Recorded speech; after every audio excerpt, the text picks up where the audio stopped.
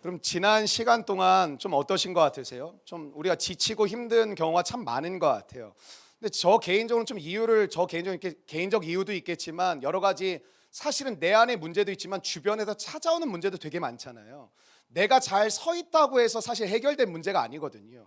나는 반듯하게 서 있는다고 서 있는데 가정 환경, 공동체 환경, 세상과 이 뭐 다 연결되어 있으니까 세계의 환경들이 내가 원하지 않는 결정들을 막 내려버리고 다 그렇게 막 이렇게 법으로 제정이 되고 막 그렇게 해야 되는 상황들이 벌어지기 때문에 어려운 것 같아요. 특별히 2년 반의 코로나 시간이 왜 어렵다고 저는 생각하냐면 우리가 질병적으로 또 많은 분들이 이 죽음까지 당하는 참 안타깝고 어려운 질병도 참 문제였지만 우리가 2년 반의 시간을 잘 생각해 보면요, 오늘까지도 참 두렵고 막막하고 떨리는 소식들이 계속 들리는 것 같아요.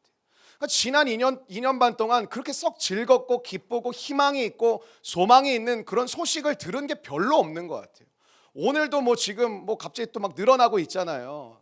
우리 막 수캉스도 가고 지금 성경학교도 해야 되고, 물론 우리 교회뿐만이 아니라 또 전 세계적으로 안정을 찾아가야 되는데 뭐 원숭이 두 창이니 뭐 오미크론 끝났더니 또 BA5 뭐 그거에 또 배가 되는 일들이 뭐 벌어지기 시작하고 또 다시 돌아가야 되는 건가라는 두려움들이 있거든요. 교회도 마찬가지고요. 이제 좀 같이 모여서 공동체도 이루어가고 또 못했던 것들도 함께 나누고 함께 말씀 앞에 오프라인으로 모여서 나아갈 수 있는 귀한 시간들이 주어지는데 저는 그게 참 어려웠던 것 같아요. 지난 시간 동안 참 기쁘고 즐겁고 신나고 좋은 소식보다는 한 2년 반의 시간 동안 계속해서 찾아왔던 소식은 두렵고 막막하고 답답하고 앞이 보이지 않는 일들이 참 많았고, 공동체적으로도 우리 공동체의 가족들이 아픈 상황들이 굉장히 많이 발생하기도 하고 어려움을 겪는 일들도 벌어지면서 참 개인적으로 마음이 무거운 지난 시간들을 보내게 된 것 같습니다. 여러분은 어떠세요?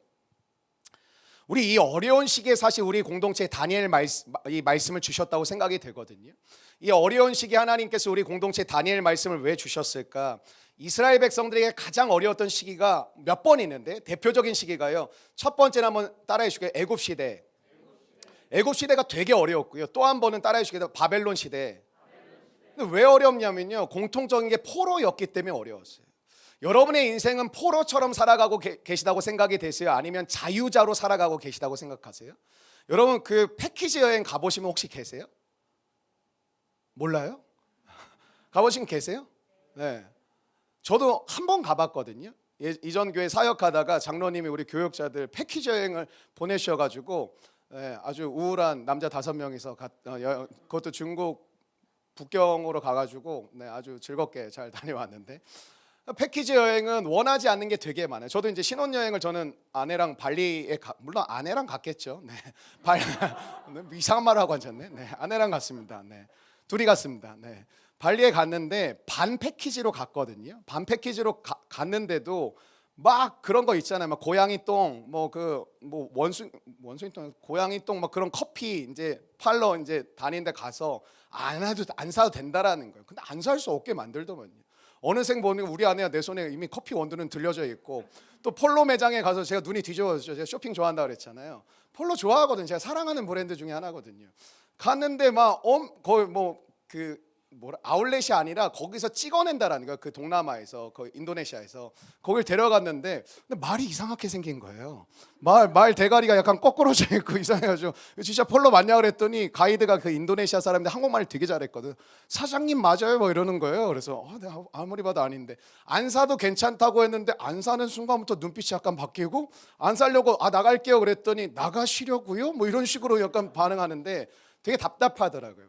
뭐 저는 개인적으로 선교 말고 여행을 되게 많이 다녀보지는 않았는데, 선교를 이제 많이 선교도 여행이니까 다녔는데, 뭐 선교도 사실은 패키지죠. 선교사님 패키지죠. 선교사님이 가이드가 되어주셔서 이제 다니는데, 개인적으로 이제 여행을 몇 번 가본 적이 있어요. 근데 자유롭게 다니면 내가 먹고 싶은 거 먹고 가고 싶은 데 가고 또 내가 멈추고 싶은 곳에서 멈출 수 있다는 게 되게 좋잖아요. 왜 그럴까요? 내가 하기 때문에 그래요. 근데 자유여행의 굉장히 불편한 점이 뭔지 아세요? 내가 다 결정해야 돼요. 그냥 여러분 생각해 보세요. 교회에서 수캉스 가는데 3박 4일 동안 여러분이 하고 싶은 대로 하라 그러면 편한 분들도 계시지만 그게 오히려 되게 불편하신 분들도 계실걸요. 목사님 어디 가세요? 나 안 알려줄 건데 너가 알아서 가. 막 이러면 어떤 분들은 난 그게 좋아요 막 다니실 수 있는 분들도 계시겠지만, 오히려 그냥 뭐 어디 식당 데려가고 좋은 데 데려가서 같이 뭐 여행도 하고 같이 시간도 보내는 게 훨씬 더 편하신 분들도 계실 거예요. 우리가 이중적 마음을 갖고 있거든요. 여러분은 세상을 살아가면서 포로로 살아가고 있다고 생각이 되세요? 자유자로 살아가고 있다고 생각이 되세요? 하나님이 여러분을 죄의 포로된 저와 여러분을 자유자로 만들어 주셨는데 자유자로 살아가고 있다고 생각이 되세요? 근데 그렇지 못한 분들이 되게 많으실 거예요. 왠지 아세요? 내가 누군지 몰라요. 하나님을 만나고 하나님의 자녀라는 정체성을 얻은 것까지는 아는데 내가 자유자가 되고 삶을 하나님을 따라 살아간다는, 오늘 대표가 된 장로님의 우리를 향한 대표의 고백처럼 하나님의 말씀을 따라 산다라는 게 이게 즐겁고 기쁜 일인 것 같기도 하지만 막상 살아보면 되게 어렵거든요. 대부분 사람들이 살아가는 것과 다른 것을 하나님 자꾸 나에게 요구하시는 것 같고, 대부분 사람들이 나아가는 방향과 나는 전혀 엉뚱한 방향으로 나를 이끌어 가실 때 사실 우리 마음 가운데는 기쁨보다는 두려움이 옵니다.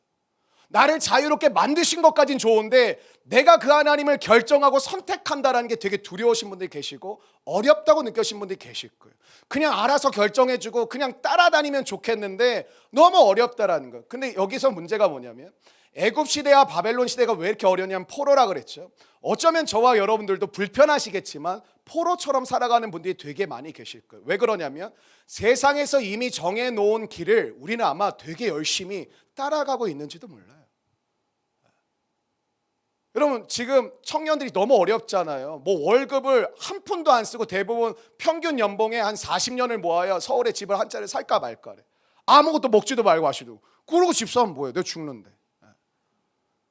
근데 많은 사람들이 영끌해가지고 또 지금 판이 뒤집어져 버렸잖아요. 갑자기 금리가 너무 올라가가지고 막 몇 억씩 대출 받으신 분들이 월에 갚아야 될 이자만 50만 원, 100만 원이 늘어나 버리면 자기의 월급은 한계가 있는데 너무 고통스러운 거예요. 근데 왜 대부분의 사람들이 집을 급하게 장만했을까요? 기뻐서? 두려움 때문일걸요. 영원히 집을 못 살 것 같다는 두려움 때문일걸요. 여러분 집을 사고 처음에 넓게 가면 즐겁죠. 감사하다, 즐겁다 그런 말이 나오지만 닭장 같은 아파트에 영원한 즐거움을 갖고 살 사람 많지 않아요. 근데 왜 그걸 급하게 무리해서 우리의 삶을 그렇게 만들어 갈까요? 예배를 드리는 걸 알면서도 일단 내 스펙과 내 진로를 먼저 열어가는 게 왜 여러분은 거기에 더 마음을 빼앗기실 때가 많을까? 하나님께 예배드리는 게 중요하다는 걸 알면서도 주님이 나의 인생을 인도하시는 걸 알면서 왜 그러냐면 어쩌면 우리는 기쁨보다는 두려움이 훨씬 더 많을 때가 있을 거예요. 하나님이 포로에서 자유자로 애굽 시대 때 바벨론 시대 때 건져주셨거든요. 근데 자유자가 된 것까지는 좋은데 이제 여러분 골 때리는 거죠. 하나님의 음성을 듣는 건 또 뭐야? 하나님이 정말 날 인도하신 게 맞아? 나는 헷갈리고 나는 이거 맨날 내가 잘 선택했는지 모르겠고 이 직장에 기도하고 들어갔는데 또 거지 같은 인간들만 앉아있고 또 기도하고 또 옮겼더니 여기는 또 월급이 너무 짜고 생활하기가 너무 어렵고 하나님이 정말 나를 인도하신 걸 내가 따라가고 있는 게 맞을까? 이런 생각들이 오는데 결국에는 우리도 이스라엘 백성들처럼 뒤를 보는 거예요. 거짓말하는, 그리고 자기를 속이는 거예요. 애굽에서는 집도 주고 일단은 먹고 살게 해줬는데 거짓말이거든요. 고기도 엄청 많이 먹고 뭐도 먹고 그렇게 안 먹었거든요. 근데 뭐예요? 자기를 합리화시키는, 차라리 돌아가는 게 낫지 않을까? 이 불확실한 삶을 살아가려니 그것도 불확실한 삶이고요. 그 동물원이랑 똑같은 거, 먹을 것만 던져줄 뿐이지 삶의 의미와 목적이 없는 거거든요. 근데 먹고 사는 게 혈안이 되어버리고 그게 목적이 되어버리면, 돈이 목적이 되는 인생이 왜 불행한지 아세요? 돈만 던져주면 돌아가고 싶은 거예요. 먹고 사는 게 더 윤택해진다면 이렇게 고생하느니 이게 하나님이 날 살아가시는 데 고생하는 게 뜻일까? 차라리 좀 안정되게 하다가 준비하면서 또 새로운 걸 도전하는 게 좋지 않을까? 그런 우리의 마음이 이중적으로 왔다 갔다 한다는 것이죠. 여러분 다니엘 말씀은 어려운 시기에 쓰여진 말씀입니다. 다니엘이 포로였거든요. 근데 이 포로된 시대 때 이게 무슨 뜻이냐면 기독교의 적대적인 시대를 살아가는 사람이었다라는 거예요. 근데 이 사람이 끝까지 믿음을 지키고 심지어 하나님의 거룩, 여러분이 좋아하시는 선한 영향력을 포로된 자가 자기를 포로 삼은 자들에게 오히려 선한 영향력을 끼치며 살아가는 본이 되는 모습이 다니엘의 삶을 통해 나옵니다. 여러분 다니엘서 1장부터 12장까지 이루어져 있는데 1장부터 6장까지는 구조적으로 설명해 보면 다니엘과 세 친구 사드락과 메삭과 아벳느고가 이 하나님을 불신하는 세상 한복판에서 하나님을 믿는 믿음으로 살아간다는 것이 무엇인지 그들의 삶을 통하여 증명해내고 나타내고 보여주고 가르쳐주는 것이 1장부터 6장까지의 말씀. 그럼 우리 이렇게 생각하죠. 그들은 어떻게 그렇게 살 수 있었을까? 그러니까 하나님은 먼저 그들이 그렇게 살 수 있었던 이유를 말씀하시고 그들이 어떻게 살았는지를 보여주시지 않고 그들의 삶을 먼저 보여주시고 그 다음에 7장부터 12장까지가 좀 어렵다 그랬잖아요. 그래서 여러분 평생 생각해 보시면 이 본문의 설교를 들은 적이 거의 없을 거예요. 왜냐하면 목회자들도 사실 해석하기 어려워요. 환상에 대한 거거든요. 내가 본 것도 아닌데 다니엘이 봤는데 이거 해석하기 되게 어렵죠. 그리고 환상이라는 건 굉장히 묵시적이고 상징적이기 때문에 해석하기가 되게 어려워요. 근데 이 네 가지 환상이 나오는데 네 가지 환상은 어떤 거냐면 그들이 그렇게 살아갈 수 있었던 이유가 뭐냐? 이 환상에서 비밀이 나타난다라는 거예요. 여러분 기억 하나도 안 나시겠지만 세 가지 환상 이미 했습니다. 전 가르쳐 드렸어요. 여러분 잘못이에요. 모르는 건. 난 이미 다 알려드렸어요. 오늘 이제 마지막 환상이거든요. 근데 뭐든지 마지막이 되게 중요한 게 많잖아요. 마지막 환상은 앞에 세 가지 환상을 총 정리해주는 환상과 같아요. 다니엘이 하나님의 환상을 봤는데 잘 몰라요. 다니엘도 이게 뭐야? 아니 뭐 잠깐 평안하다가 되게 어려워지고 또 잠깐 좋아지다가 또 어려워. 이게 무슨 뜻이야? 다니엘도 되게 헷갈려 했거든요.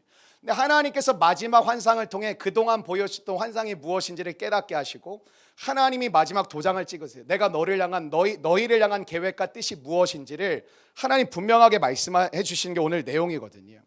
다니엘이 마지막에 보았던 환상 앞에 있는 내용을 정리하면서 오늘 마지막을 얘기하시는데 네 가지 환상의 특징이 있어요. 꼭 기억하셨으면 좋겠어요. 환상의 특징은 하나님의 자녀들에게 보여주시는 거거든요. 꼭 미래를 예측하게 하는 게 아니라 하나님의 계획을 하나님을 신실하게 따라가는 사람들에게 알려주시는 거예요. 왜? 그들이 따라오도록 계속해서.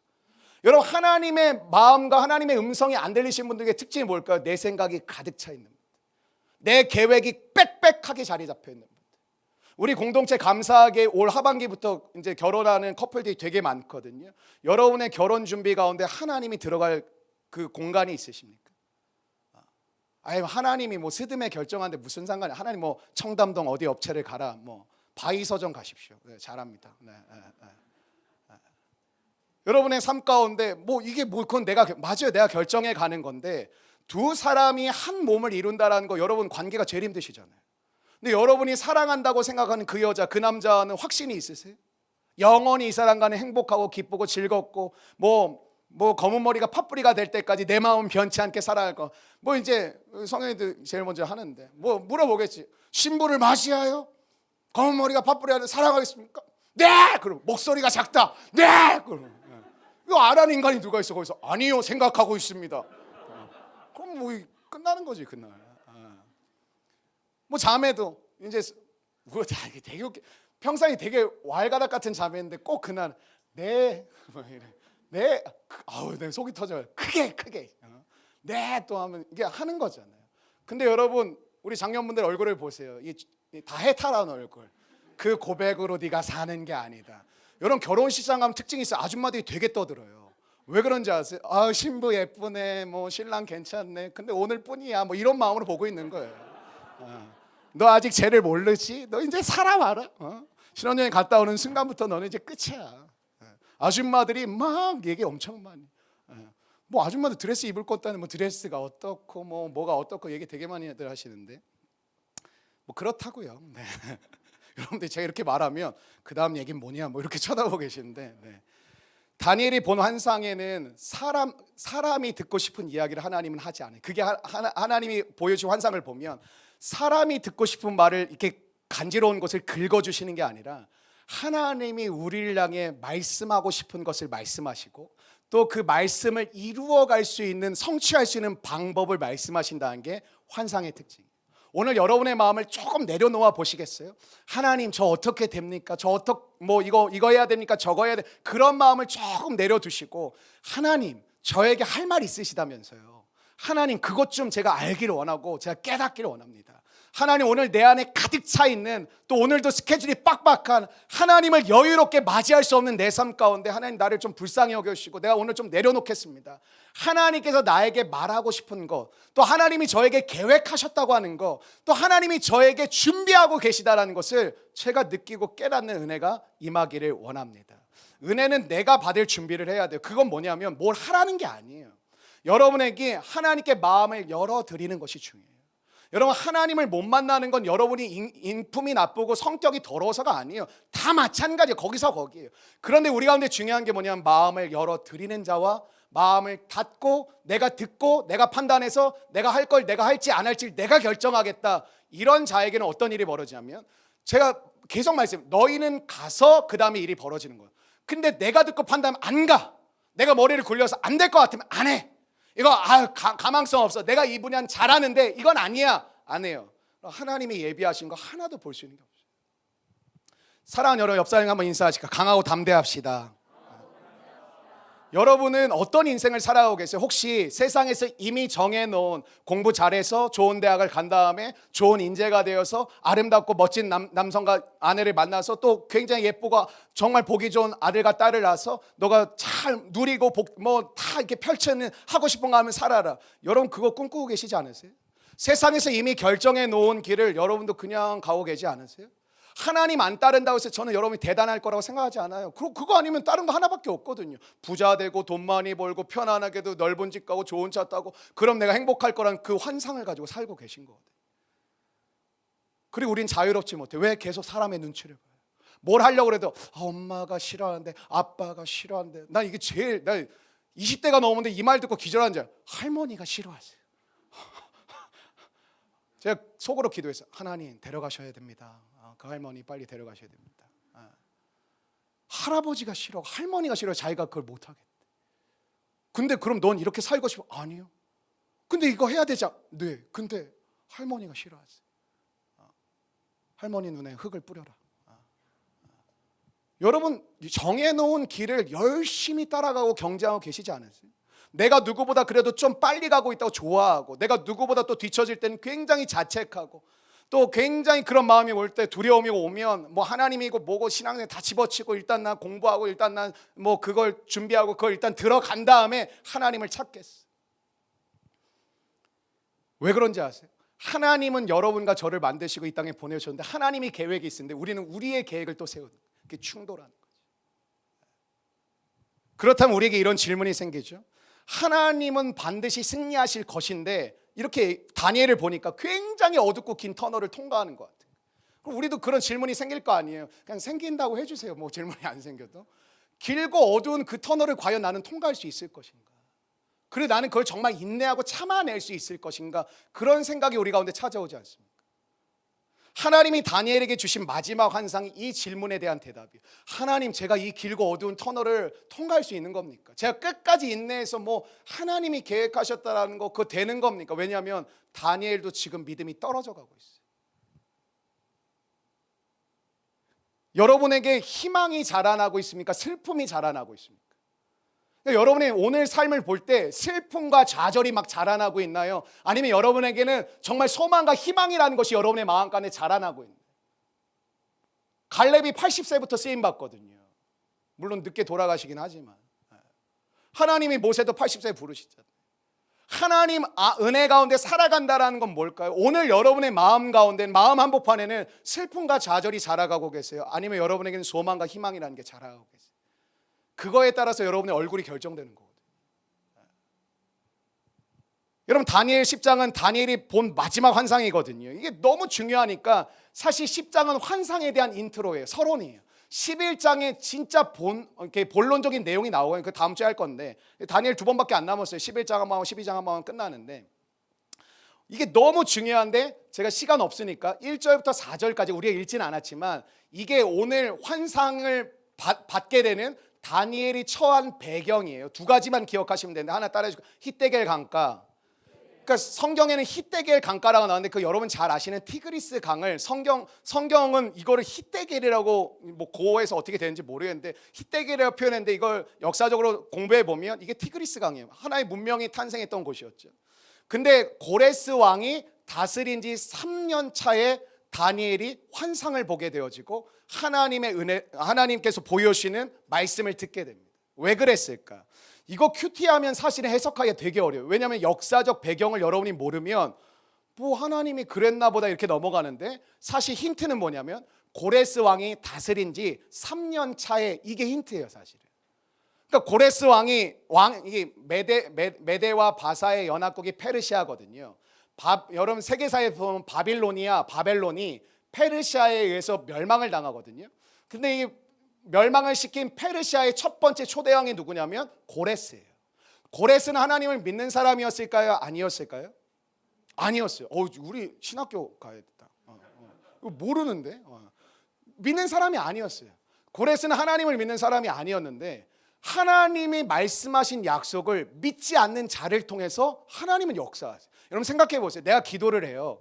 내가 기도를 하면 하나님은 내 주변을 돌아볼 때 내가 평상시에 생각하는 진짜 악독하고 진짜 거지 같고 진짜 사람들 못 살게 구는 그 사람을 통해서 하나님이 내게 역사하실 거라는 생각이 드시나요? 안 드시죠.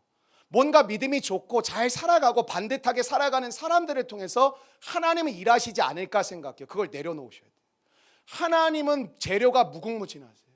하나님은 놀라운 역사를 일으키세요. 저 오늘 좋은 소식 들었는데, 능히 백숙이 이제 격주로 쉬잖아요. 그래서 제가 기도를 했어요. 하나님, 장사 이렇게 잘 되는데 주일마다 쉬게 해주세요. 우리 성도들 와서 또 주차도 좀 편하게 해주시고 이렇게 했으면. 제가 한 2달 전부터 기도를 했거든요. 오늘 상민간사를 만났는데 상민간사 저한테, 목사님 능히 백숙 사장님을 만났습니다. 그러면 그래? 무슨 얘기했어? 뭐 여기 뒤에 공사하는 문제가 있어가지고 이제 교회랑 얘기하고 있는데, 뭐 우리랑 상관없는데 공사라면 이제 여기를 못 써가지고 뭐 그 공사가 내년으로 미뤄졌습니다. 뭐 이런 거. 그래? 근데 목사님, 근데 능히 백숙이 요즘 너무 바쁘잖아요. 그렇지. 그래서 매주 한대요. 그런 거예요.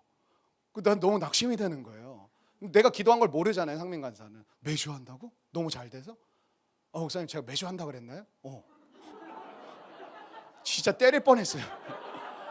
아니, 매주 쉰다고요. 근데 그 전에 밑밥을 깐 게 뭐냐면, 그 사장님이 52시간이랑 그리고 요즘에 너무 이렇게 재원이 이게 조달이 안 돼서 매주 하신대요. 이러는 거예요. 그래서 앞뒤도 일단 안 맞는데 매주 한다란 말이 너무 나 기도하고 있었는데 왜 거꾸로 응답이 되지? 이러는 건데, 매주 한대? 그랬더니 제가 매주 한다고 얘기했네? 제 병원 데리고 가야 될 것 같아요. 지금 심각해. 방금 얘기해, 제가 매주 한다 그랬네? 아니 매주 쉰다고요. 제가 상민간사 나가고 책상에 앉아서, 하나님 기도 응답해 주시면 감사합니다. 너무 심각하게 받아야지. 하나님 나라를 너무 다큐처럼 사지 마세요. 감사하다. 제가 실제 기도는 했어요. 하나님, 제 기도를 들어주셔서 감사합니다. 너무 잘 돼요. 제가 여기 뭐 망하라고 하는 소리가 너무 잘 돼. 좀 쉬셔야 돼. 내가 같아. 우린 좀 바빠야 돼. 좀 줄을 서야 되는데 우리가.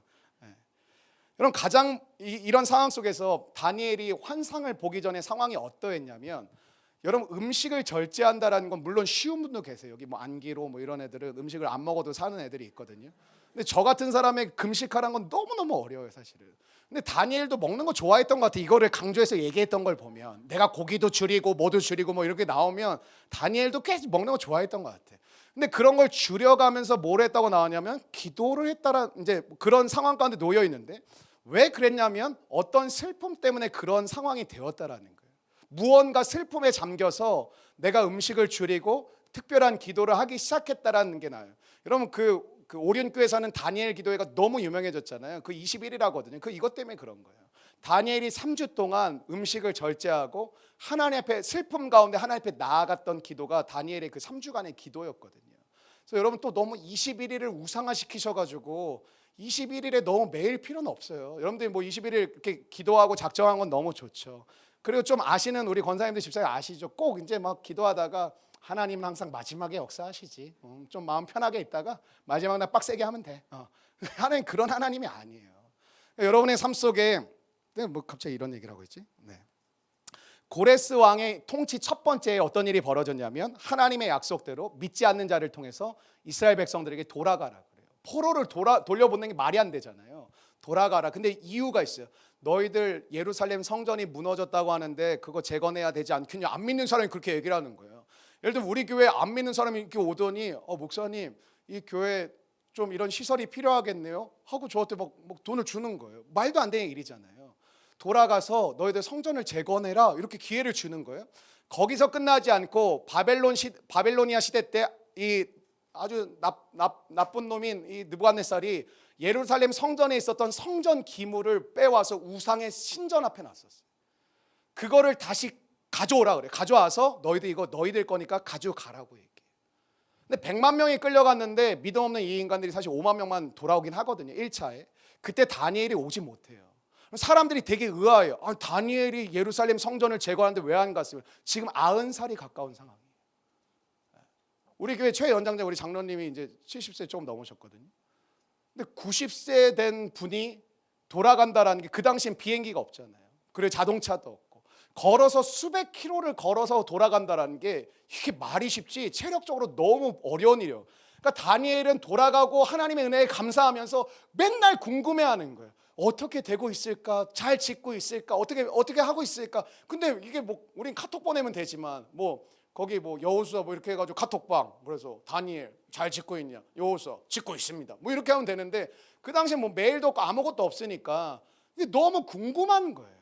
그런 상황 가운데 있는데 어떤 소식을 나중에 듣게 되냐면 이스라엘 백성들이 막 5만 명이 신나는 마음으로 돌아갔어요. 돌아가서 예루살렘 성전이 어디 있었지? 이 사람들이 막 찾는 거죠. 막 다 황폐해져 있었으니까 70년이 지났으니까 많이 바뀌었을 거 아니에요.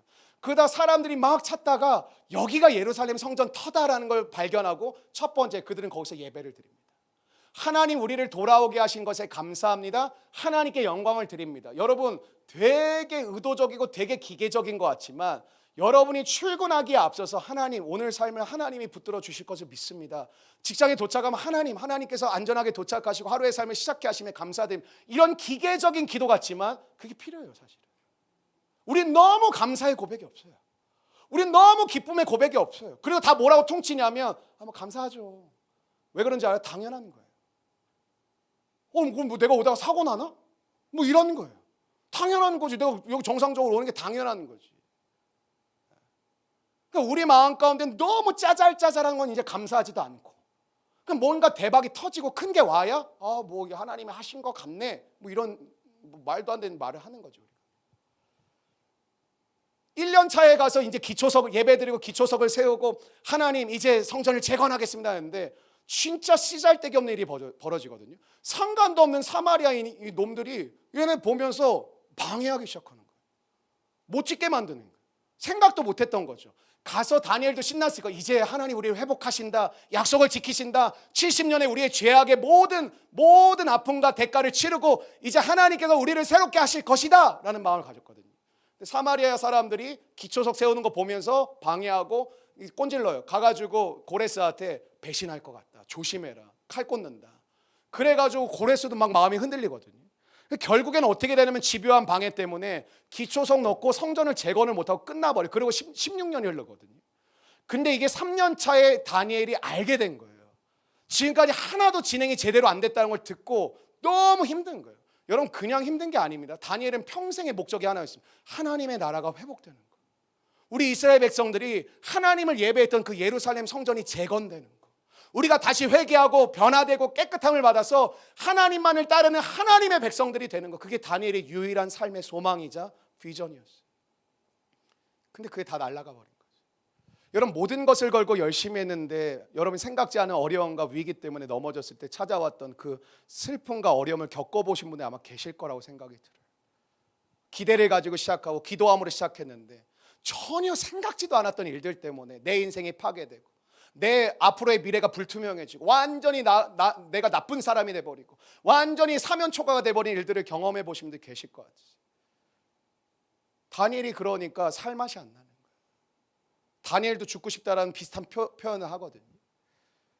정말 이제는 고통 끝 행복 시작 이렇게 생각했는데 또 어려움, 또 위기, 또 답답함 이게 막 밀려왔던 거거든요. 그러니까 이전에 자신이 봤던 그 환상들이 이런 거였어요. 잠깐 괜찮은 것 같으나 되게 또 힘들 거다. 또 잠깐 괜찮은 것 같으나 또 자빠질 거다.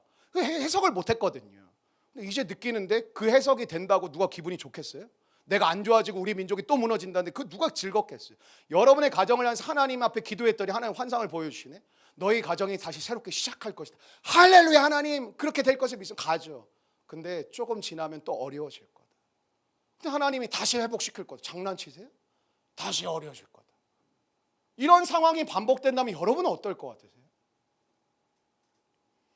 여러분, 우리는 참 어둡고 답답하고 막막한 이 땅의 현실을 보지 않아요. 나도 힘들지만 왜 살기가 이렇게 힘드냐면 세상을 보면 살맛이 하나도 안 나요. 정말 이렇게 사랑하고 살고 싶은데 관계 좀 하다 보면 징하다, 질린다, 질려. 아무도 신경 쓰고 살고 싶지 않은 거예요.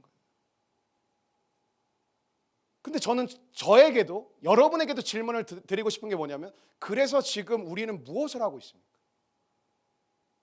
우리의 답답하고 막막한 현실이 계속되어지고 있는데 그 현실 앞에서 우리는 오늘 지금 무엇을 하고 있습니까? 여러분의 가정은 무엇을 하고 있습니까? 여러분의 삶은 무엇을 하고 있습니까? 우리 공동체는 무엇을 하고 있습니까? 이게 되게 중요한 질문인 것 같아요. 힘들고 낭망스럽고 정말 마음이 꺾이고 정말 다니엘 신실했는데 정말 하나님만 사랑했는데 또 어렵고 또 어렵고 또 어려워지는 상황이 발생할 때 저와 여러분의 삶 가운데도 만만치 않은 삶이 계속 펼쳐지잖아요. 공동체도요. 제가 옛날에 얘기했잖아요. 늘 기도 제목, 하나님 한 주만 아무 일도 없었으면 좋겠습니다. 그게 기도 제목이에요. 한 주만 문제가 없었으면 좋겠습니다. 근데 하나님은 바로 응답하셔. 간사가 들어와서 목사님 문제가 발생했습니다.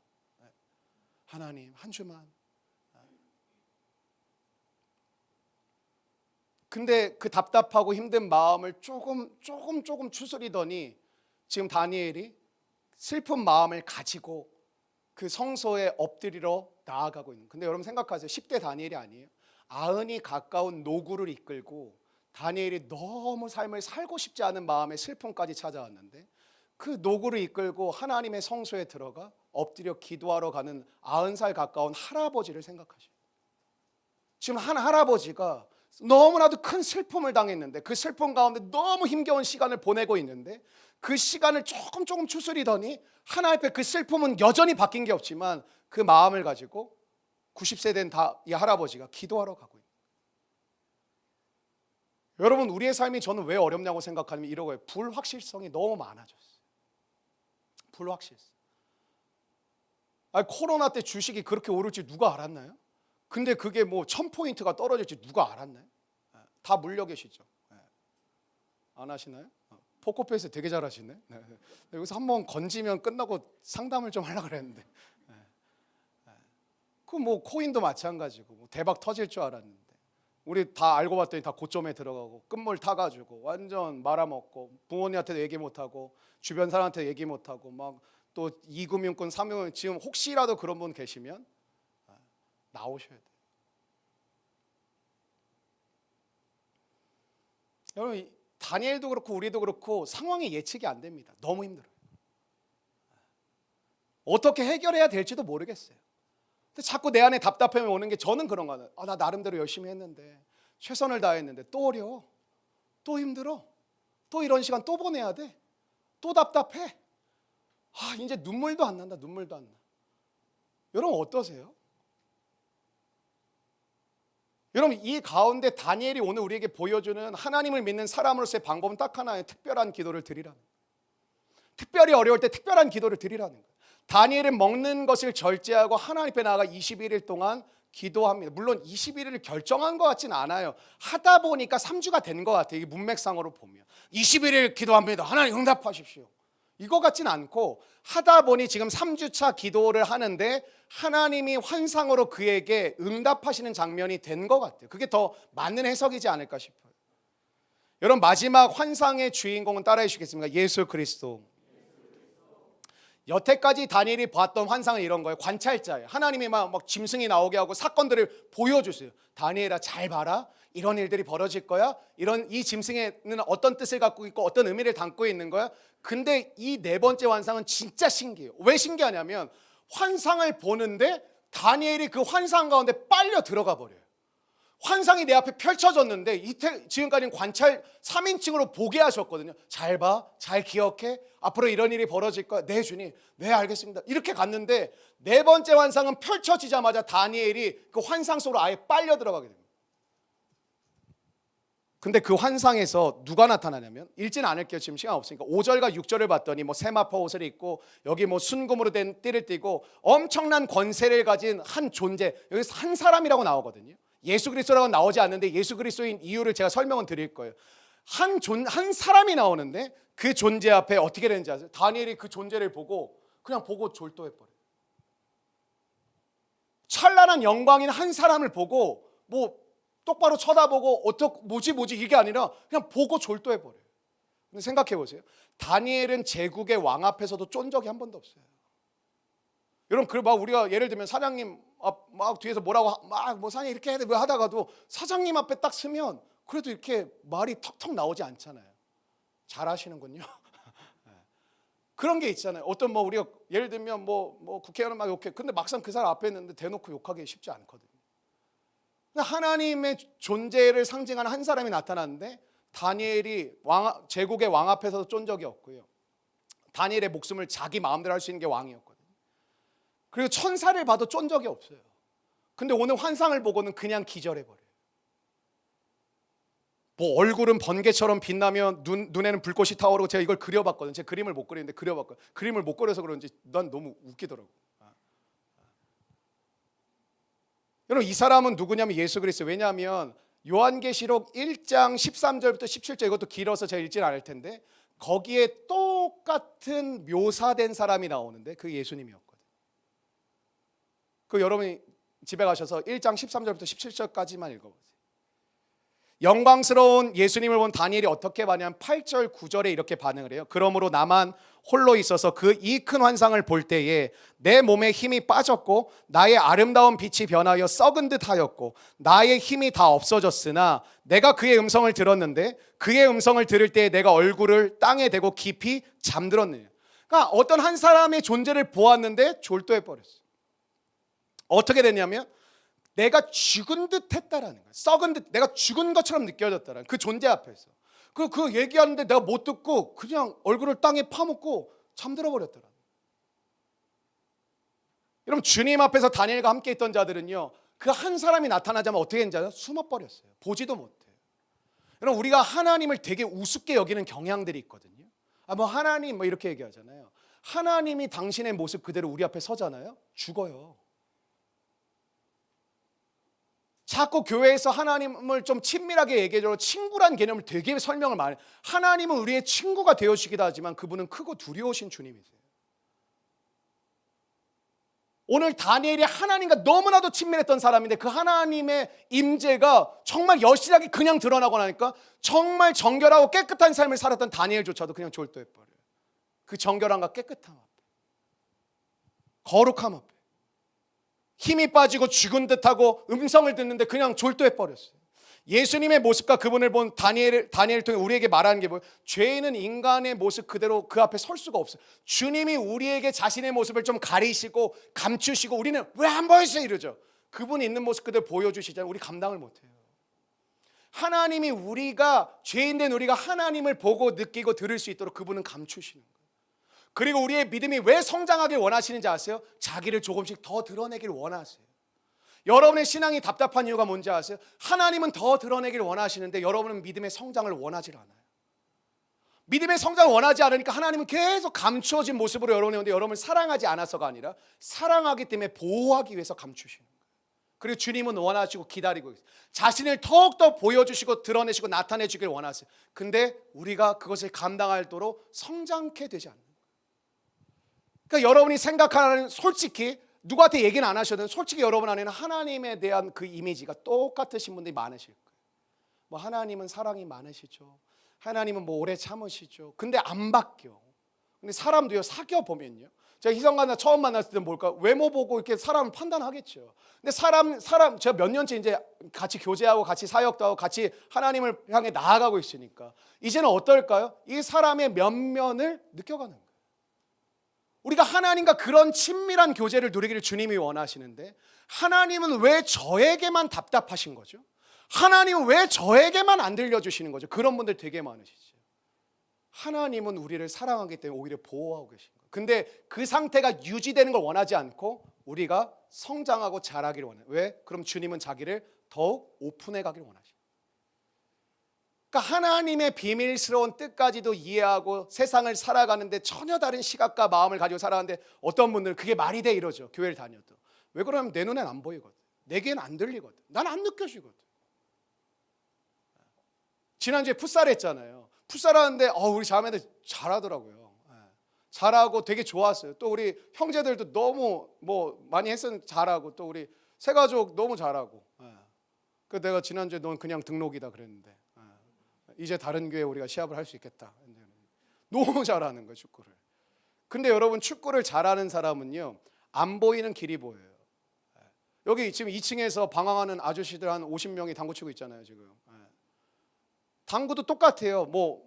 50, 100, 150, 200, 300, 300 이하 마세이 금지 아시죠? 이런 건데, 왜 그러냐면 50과 100이 당구를 치는데, 당구는 길을 따라 정해진 길이 있거든요. 그 길을 잘 맞춰서 점수를 내는 게임이잖아요. 50은 길을 못 보는데 300은 길을 봐요. 그러니까 50은 어떻게 쳐야 될지 모르는데 옆에서 혼술, 야 그냥 이렇게 치면 되지, 그걸 뭘 해. 왜? 그 사람은 길이 보이니까. 저와 여러분의 삶 가운데도 서로 존중해야 될 이유가 뭐냐면, 우리가 다 똑같지 않아요. 누군가는 보여요. 근데 누군가는 안 보여. 근데 안 보이는 사람은 자기 방어를 해요. 네 말이 맞냐? 그거 아니면 어떻게 할 건데? 항상 이런 식으로 나오면 긍휼히 여기세요. 그냥 안타깝구나. 하나님은 우리에게 길을 나타내세요. 그분이 길이세요. 그분이 진리세요. 그분이 생명이세요. 근데 왜 나는 안 보일까? 그분과 가까워지며 그분이 내가 하나님께 나아가는 게 중요해요. 하나님께 나아가면 하나님 나에게 드러내셔야 되거든요. 근데 드러내시는 하나님을 만나지 못하면 어떨까요? 맨날 고립되어 있는. 결국에 어떨까요? 다시 돌아가시는 거예요. 돈이 최고야. 일단 직장이 안정돼야지. 일단 뭘 해야지. 아마 우리 부모님들 자녀들을 키우면서 예체능 한다 그러면 아마 기겁들 하셨을 거예요. 우리 집은 못 밀어준다 그런 거. 근데 항상 걸림돌이 뭐냐면, 그거에서 뭐 먹고 살려고 그러냐. 공무원이 짱이다. 공무원 비하하는 거 아닙니다. 우리 교회 공무원 있나? 왜 그럴까요? 너 뭐하고 먹고 살려고 그래. 근데 청년들도 시대가 다 그러니까 그냥 수긍해. 너 정도 실력으로는 안 돼. 근데 그게 공부도 그렇고요. 다 타고나는 거 아시죠? 여러분, 왜 내 자녀가 공부를 못하지? 네, 여러분 성적표를 다시 보세요. 거기에 답이 있어요. 공부도 타고나는 거예요, 보면. 왜냐, 하나님 다 공부 잘하기를 원치 않으시거든요. 여러분, 피카소가 미술학원 갔다는 소리 들어봤어요? 모차르트가 바이엘 학원을 뛰셨네? 이런 거 들어보셨어요? 그냥 감각적으로 치는 거예요, 걔네들은. 그게 되는 거고. 운동 잘하는 사람도 운동신경이 있다 그러잖아요. 걔는 어디 가서 운동신경을 저기 스포츠 센터 가서 사왔어요? 운동신경 붙였어. 운동을 잘해. 아니잖아요. 타고나는 거거든요. 똑같은 다리인데 저 사람은 그냥 다리고 이 사람은 황금다리고. 왜 그러냐면 그 사람에게 주어진 이게 은사고 달란트인 거예요. 그걸 개발해 가는 게 하나님께서 일하시는 방법이거든요. 여러분, 인간이 하나님 앞에서 살아가는데 되게 중요해요. 크고 두려우신 하나님을 알아가는 게 되게 중요해요. 여러분, 키즈들, 우리 교회 키즈는 제가 모르겠고, 예전에 이렇게 제가 성경학교 인도했던 적이 있거든요. 근데 키즈들 기도하는데 진짜 배꼽 빠지는 줄 알았거든요. 한 6살짜리 남자가 이렇게 기도하는 거예요. 하나님, 오늘도 피곤하셨죠? 이러는 거예요. 그 순간 나는 완전히 기도하다 눈을 막 내가 번쩍 떠가지고 깜짝 놀랐어요. 그 다음 말이 기가 막혀서, 요즘은 뭐하고 지내세요? 이러는 거예요. 마지막에 되게 위로가, 밥은 드셨어요? 이러더라고요. 너무 웃긴 거예요. 되게 이게 우리한테 재밌잖아요. 근데 우리가 어른이 되었고 성인이 되었죠. 근데 우리는 어쩌면 키즈들이 하는 기도를 들으면 재밌기도 하고 유쾌하기도 하지만, 그 정도로 하나님을 믿고 계시진 않으세요? 우리가 믿는 하나님은 그들이 고백하는 하나님과 다릅니까? 여러분, 주기도문에는 친밀하게 시작해요. 하늘에 계신 우리 아버지의 방점이 있지만 그분은 하늘에 계신 분. 그 밸런스를 맞추셔야 돼요. 하나님은 친밀하고 가까워. 왜? 우리가 죄인이기 때문에 자신을 감추시고 친근하고 친밀하게 찾아오시는 거예요. 그러나 그 하나님은 이제 갑자기 변신하는 게 아니라 하나님이 누구신지를 믿음의 성장을 통해 자신을 드러내기 시작하는 거예요. 그리고 함께 하나님의 마음을 가는 거예요. 근데 우리가 안 변하니까, 여러분이 항상 하시는 말, 신앙생활은 늘 어렵죠. 보이는 게 없고 들려지는 게 없고 느껴지는 게 없는데 당연히 어렵죠. 성장해 가셔야 돼요. 여러분, 키즈들이 요즘 초등학생들 말 되게 잘하는 거 아시죠?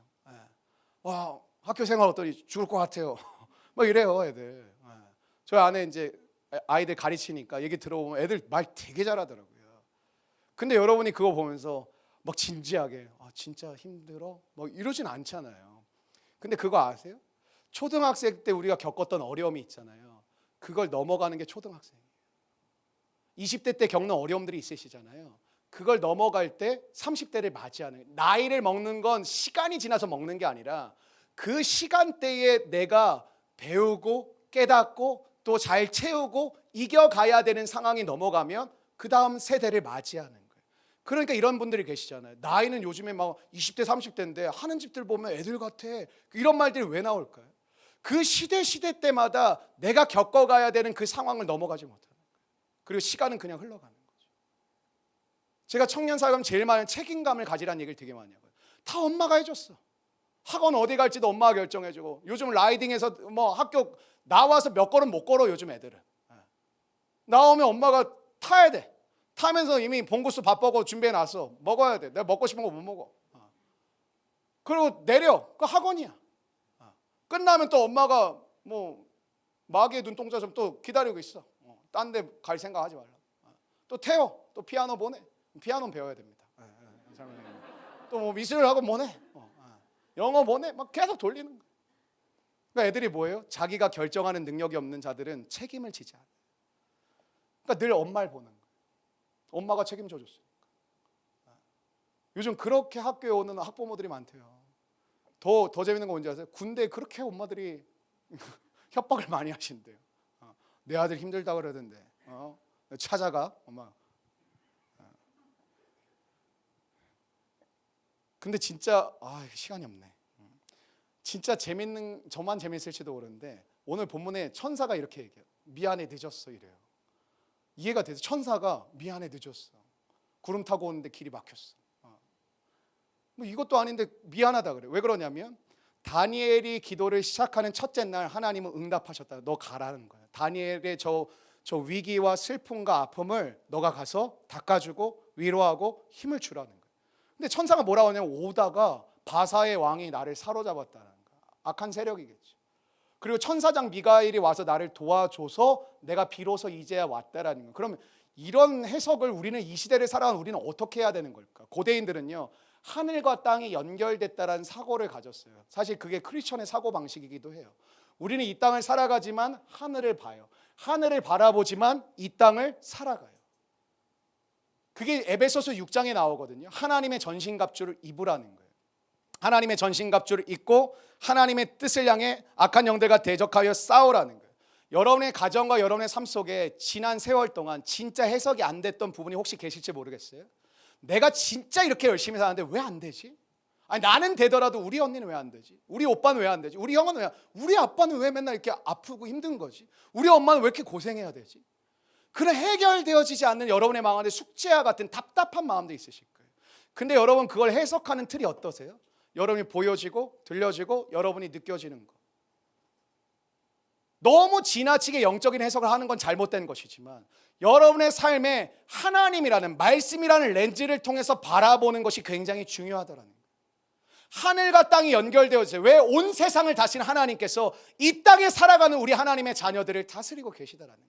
하늘은 열린 곳이에요. 하나님이 계신 그곳과 우리가 연결되어 있기 때문에 하나님 우리 가운데 오셔서 일을 하시는 거거든요. 여러분 느껴지세요? 지금 우리는 싸움을 치르고 있다고 오늘 성경은 얘기하고, 너가 싸움을 치르고 있다. 나는 너를 인도하고 나는 너를 이끌어 갔지만 끊임없이 너의 앞길을 회방하려는 영적 세력이 있다는 걸 깨닫게 해주신 거예요. 겉으로 보이는 게 전부가 아닙니다. 사람들이 말하는 것이 전부가 아닙니다. 여러분 모든 일의 배후에는 영적인 시각으로 말씀의 렌즈로 바라볼 수 있는 새로운 안경이 우리 가운데 필요해요. 맨날 해석이 안 되는 거죠. 그러니까 열뻗치는 거죠. 특별히 모태신앙이었던 사람들, 우리 엄마 아빠 이렇게 열심히 갖다 다 헌금 갖다 바치고 다 이렇게 뭐하고 건축하고 뭐 했는데 우리 집꼬라지는 왜 이러는 거예요? 해석이 안 되는 거예요. 여러분의 삶 가운데 하나님이 왜 내 인생은 왜 이렇게 아프게 만들고 왜 이렇게 힘들게 만들고 왜 이렇게 멈추게 만들까? 물론 내가 뭐 잘 못한 부분도 있을 수도 있겠죠. 그러나 우리의 삶 속에 하나님의 말씀이라는 렌즈가 주어질 때 새로운 길이 보이게 되실 줄로 믿습니다. 여러분, 우리는 하나님의 전신갑주를 제대로 입고 있습니까? 여러분, 오늘 여러분 통장에 얼마 준비되어 있는 거 체크하시죠? 그리고 내가 어느 스펙이 있는지 체크하시죠? 어떤 경력을 쌓아야 될지 고민하고 체크하시죠? 근데 여러분에게 하나님의 전신갑주가 입혀져 있는지 체크가 되십니까? 영적 전투를 감당할 준비가 되어 계십니까? 진리란, 말씀이란 진리로 여러분의 허리띠를 동이고 계십니까? 하나님의 의로움이란 것으로 여러분의 심장을 덮고 계십니까? 하나님의 말씀이라는 영적 검을 가지고 여러분 맞서 싸울 수 있는 무기가 있으십니까? 평안의 복음의 에비덴싱, 구원의 투구를 쓰고 계십니까? 저는 이 시간 우리 모든 조이풀 가족들에게 하나님의 전신갑주로 무장하기를 주의 이름으로 축원합니다. 여러분, 오늘 말씀의 제목이 평안하라 강건하라잖아요. 제가 시간이 많이 지나서 그냥 이제 좀 마무리를 할게요. 마지막에 사람 모양 같은 사람이 나오는데 그 인자 같은 처음에 나왔던 그 한 사람, 그게 예수님이거든요. 그 한 사람이 나와가지고 이야기를 해요. 이야기를 하는데 다니엘이 사실은 쉽게 못 받아들여요. 너무 슬프고 어려우니까. 근데 그 한 사람이 얘기했던 내용이 오늘 설교 제목이 큰 은총을 받은 자여 평안하라 강건하라 강건하라 이렇게 얘기해요. 근데 그 말씀을 들었을 뿐인데 다니엘에게 어떤 변화가 일어나냐면 이런 변화가 일어나요. 그 말씀을 듣고 다니엘이 하나님께 말씀에 힘을 얻고 일어서게 되었다라는 표현이 나요. 여러분, 이런 경험이 있으십니까? 저는 정말 가능하면 이번 주, 이번 달, 또 올해 안에 여러분 우리 모두에게 그런 일이 일어났으면 좋겠는데 말씀으로 여러분의 삶에 힘을 얻고 일어나게 되었다라는 고백을, 그런 삶을 살아보신 적 있으세요? 제가 복귀했을 때 설교 들으신 분은 아시겠지만 제가 좀 지쳐 있었거든요. 저 아시면 아시겠지만 저 거의 일중독 비스무리한 인간이에요. 진짜 제가 다른 건 못해도 제가 게으름은 잘 안 피거든요. 그럼 우리 아내가 여기인데 내가 거짓말할 수가 없는 거예요. 진짜 진짜 열심히 살려고 애는 쓰거든요. 근데 다 제 뜻대로 안 돼. 제 생각대로 안 돼. 그러면서 나도 모르게 기도한다고 하면 말씀 본다 하면서도 지쳐갔던 거예요. 근데 제가 말씀드렸죠. 안식월을 보내는 한 20여일 정도 지났던 어느 날 그냥 자고 일어났는데 내 안에 계속 어떤 생각이 있었냐면 하나님이 내 마음을 위로해 주시기도 하는 것 같고 힘을 주신 것 같기도 하더라고요. 근데 그것도 솔직히 잘 안 들어왔어요. 안 들어봤던 건 아니니까. 알았어요. 약간 이런 식으로 나도 약간 거들먹거렸어요. 불안하기도 했어요. 근데 하나님이 제게 계속 반복적으로 주셨던 마음이 나를 돌아보게 하시는 거예요. 내 모습을 보게 하시고 내 지난 세월을 보게 하시고 하나님이 내게 말씀하는 건 기억하라는 거예요. 너 기억을 잊어버린 것 같다. 기억해라.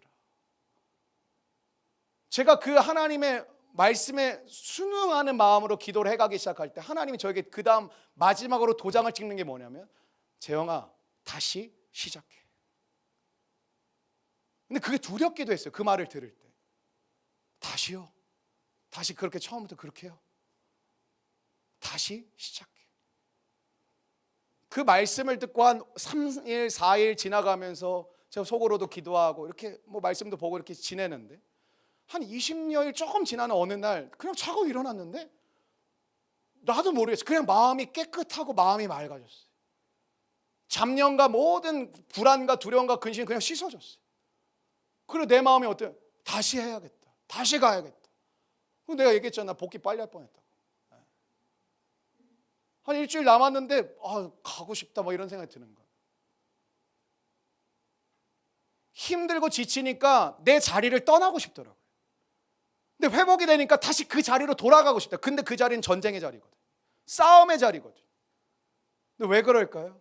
내게 채워주신 하나님의 전신갑주를 내가 다시 느끼는 거예요. 다시 보는 거예요. 여러분 기억하십시오. 힘들 때는 쉬셔야 돼. 안식하시는 게 맞아요. 그러나 여러분 진짜 지칠 때 조심해야 될 게 뭐냐면 우리는 삶에 지금까지 살아왔던 모든 자리를 떠나버리려고 그래요. 힘드니까. 근데 거꾸로 은혜를 받고 채워지고 회복이 되잖아요. 다시 내 삶의 그 전쟁과 같은 자리로 내가 돌아가려고 그래요. 그리고 어떤 마음은 다시 해보자. 다시 가보자. 교회가 할 거 없으니까 기도 집회를 하는 게 아니에요. 새벽에 여러분들 귀찮게 하려고 들들 볶으려고 하는 게 아니에요. 하나님의 말씀으로 다시 일어서는 그 은혜를 여러분이 경험하고 우리 모두가 경험한다면 여러분 주어진 세상에서 말한 인생을 살아가는 것이 아니라 전 여러분 다워졌으면 좋겠어요.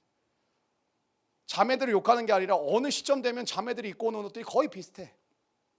물론 예쁘기도 해요, 그 옷이. 근데 자기만의 스타일을 갖고 가는 사람들을 잘 찾아보기 어려운 거예요. 왜 항상 눈치를 봐? 사람들 어떻게 살지? 사람들 뭐 하고 있지? 뭐 갖고 있지? 어떻게 뭐 살고 있지? 얼마큼 됐지? 저는 우리 공동체가 자기다움을 회복하는 은혜가 임하기를 주의 이름으로 축원합니다.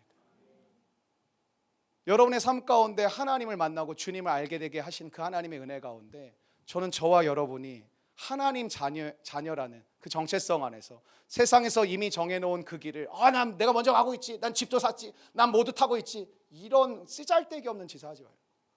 아니 근데 뭐 또 돈이 있다고 목사님 또 차 좋은 것 끌고 가면 또 욕할래나 뭐 이런 생각 안 가지셔도 돼요. 좋은 차 사시면 한번 태워주십시오. 테슬라 타보고 싶습니다. 여러분의 삶 속에 정해진 길을 달려가는 인생이 아니라 여러분만 걸어갈 수 있는 독특한 그 스페셜한 그 길을 걸어가는 우리 모두가 되기를 원합니다. 그때 교회는 풍성해지고 가정은 풍성해. 왜? 각자에게 주신 그 빛남이 공동체 안에 있을 때 그 빛남이 서로 다른 것 같지만 그게 하나 될 때 완전함을 이루는 겁니다. 공동체 또 가정을 준비하고 계신 분들, 제가 금요일 날도 기도하면서 그런 얘기했는데 하나님 안에서 두 사람 관계 사이에 주님이 계심을 발견하는 은혜를 꼭 누리시기를 바라고 서로 신뢰하는 관계로 결혼 예식이 드려지기를 주의 이름으로 축원합니다. 스드메 중요하고 신혼여행 가는 거 너무 중요하죠. 집 구하는 것도 중요하고 뭐 하는 것도 중요해요. 그러나 여러분이 삶을 살아낼 준비를 하십시오. 그리고 그 삶을 살아가십시오. 여러분 우리는 무엇 하고 있습니까? 힘들죠. 어렵죠. 또 뭐 코로나 또 올라가네 만에 또 막 듣는 순간부터 막 짜증도 나고 이거 뭐 언제 끝나는 거야 막 이런 생각도 들고. 그런데 우리는 그럼 무엇을 하고 있습니까? 그리고 한 가지 질문 드리고 마치고 싶어요. 우리는 어디서 힘을 얻고 있습니까? 저와 여러분은 어디서 힘을 얻고 있습니까? 저는 이 질문을 가지고 저와 여러분이 한 주간 사셨으면 좋겠어요. 우리는 어디서 힘을 얻고 있는가? 주님이 말씀하십니다. 큰 은총을 받은 자여 평안하라, 강건하라, 강건하라. 강건 형제가 많이 생각났어요. 무광에서 계속 강건하라 혼자 외쳤거든요. 여러분 삶에서 하나님 앞에 이 고백을 드리며 하루하루 지내보셨으면 좋겠어요. 여러분에게 들려주시는 이 음성을 여러분이 여러분에게 고백하셔서 큰 은총을 받은 자여 평안하라, 강건하라, 강건하라. 그때 다니엘이 힘을 얻고 다시 삶의 자리로 돌아갔던 것처럼 저와 여러분도 자꾸 삶의 자리에서 벗어나고 빨리 월차 받고 휴가 나가고 좀 떠났으면 좋겠고 그만둘까 말까 이런 고백만 갖고 있는 것이 아니라 물론 힘들 땐 쉴 수도 있지만 저와 여러분에게 힘을 주시는 그 은혜로 말미암아 다니엘처럼 부족하지만 또 여러분에게 저처럼 삶의 자리로 돌아가 하나님의 전신갑주를 입고 이 전쟁과 같은 삶이 때론 버겁고 어렵지만 살아내는 싸워내는 그 은혜가 이번 한 주간 저와 여러분의 삶 가운데 충만하시기를 주의 이름으로 축원합니다.